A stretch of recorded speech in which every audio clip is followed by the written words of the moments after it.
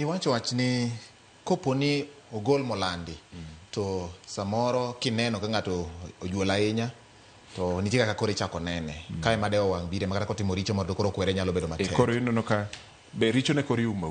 Diponi mae mosetimore Kenya 100%. Mano anyalo wacho gi chir kokaluor. Yes.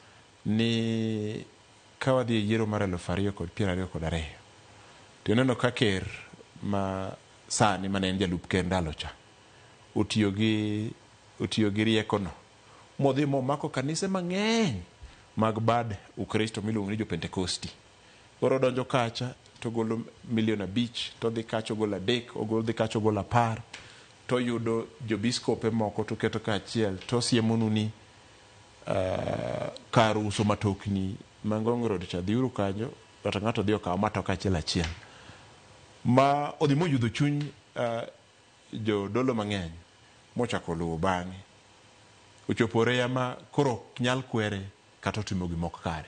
Ana wuod Nyareru Jako Kiseni afulo mano mbele ka wachomo yiero awacho ne jo Kristo wetena ning'eni sama mano sechako timore to kube bedo kod chir mar kwero kata ka ker koro chako nego ji.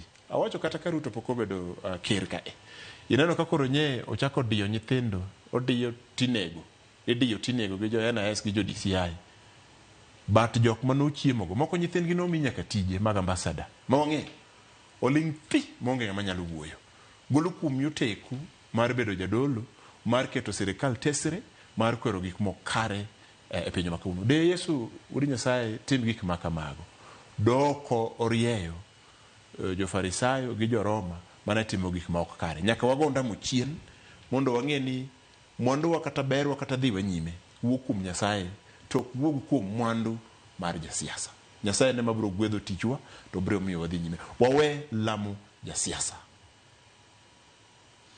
Jo Kristo